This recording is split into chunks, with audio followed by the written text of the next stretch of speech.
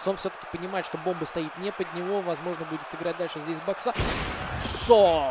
Nowadays, more and more gamers are reaching the professional level at younger ages. See how drilled this Team Liquid team is at the moment. Beautiful usage of utility. That's so fantastic. Oh. What used to be the average age at around 20 years old, we're now seeing as young as 16. Things back, and all of a sudden Fallen is alone. He can't quite finish them off. Man like oBo with the ace in the pistol round. I've reached out to 3 young North American CSGO professionals to get an insight into their roadmap from amateur to professional, what advice they would give to aspiring gamers, and their thoughts from their first year as a pro.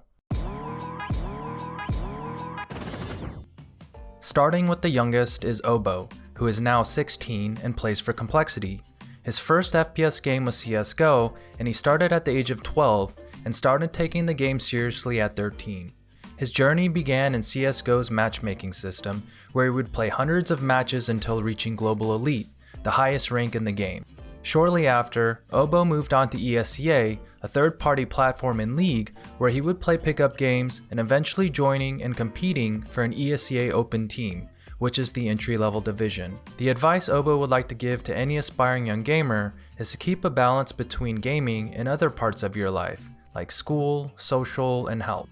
After only 1 year and 4 seasons, he was picked up by a team in the MDL division, the division right under Pro League, but unfortunately, he could only play 1 season because of the newly announced age restriction rule where competitors had to be the age of 16. Although he was disappointed, this only fueled his desire to commit to trying to go pro. He continued improving his skills by practicing in the FACEIT FPL PUG system until qualifying for the pro division, where he would then play pickup games with the professionals. After a year of grinding practice with the pros, he was able to make a name for himself, and he was picked up by Complexity after turning 16. In terms of the difference between amateur and professional play, he thinks the level of each individual pro is much higher. I asked him what the most interesting thing about going professional is, and he said the coolest thing is that he's been able to meet a lot of great people, and he now gets to play with players he used to look up to. The second youngest professional is s0m, at the age of 17, who currently plays for TenZ.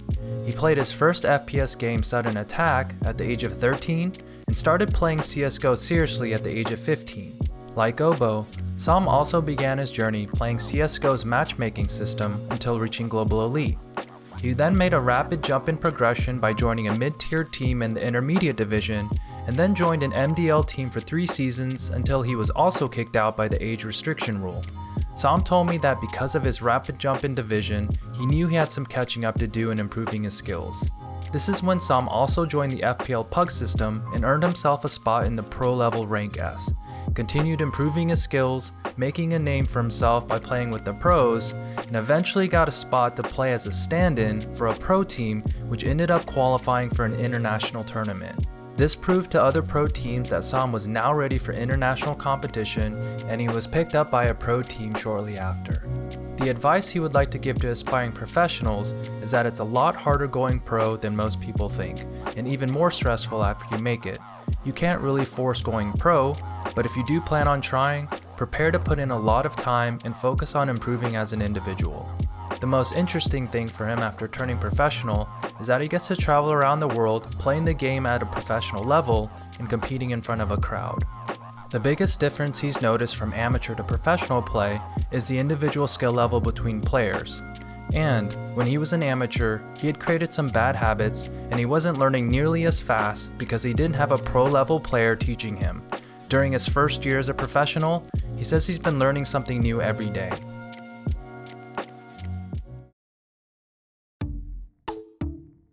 Our last professional is TenZ, a former member of Cloud9 who is currently 18 years of age. He played his first FPS game on Halo on the old Xbox at the age of 4 and started taking CSGO seriously at the age of 16. After reaching Global Elite, TenZ would compete in 4 seasons of lower leagues until making the leap to MDL, where he would play 10 full seasons. He thinks the biggest contributing factor of going from MDL to pro is that he was open to constructive criticism and tried to be a teammate that people could vouch for. With this outlook, he felt like he was able to find his form during the last 2 seasons of MDL. Another factor of going pro is that just like oBo and s0m, he was able to gain interest and connections from pro teams by competing in ESCA's Rank S and Facet's FPL Pug system. The advice he would give to aspiring professionals is that you have to devote the time, make sure you're having fun, and be humble. The biggest difference from amateur to professional play is that although he enjoys practice, it can sometimes be draining practicing hours upon hours every day, so it's important for him to be able to take breaks from the computer.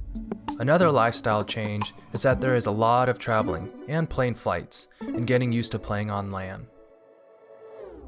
The story and roadmap of how oBo, s0m, and TenZ turning professional is very similar to my own, even though we are a generation apart.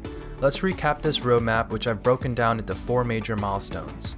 The first step begins with climbing the in-game ladder's ranking system until reaching the highest level. In CSGO, this is Global Elite. In League of Legends, this is the Challenger Division. In Overwatch, the Grandmaster Division, and so on. Reaching this top level generally means you're a top 1000 player in the world. The second step is graduating from playing with random public players to now competing with an organized team against other teams in a competitive league. This is where you'll make a massive leap in progression if you can find a committed and competent team to play with.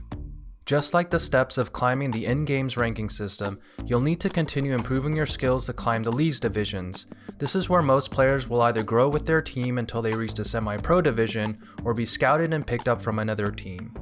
Once you've reached the semi-pro division where you're playing matches against other pros and playing pickup games with them, you're now fighting for a spot amongst the elite, and the professionals are extremely selective with who they want as a teammate.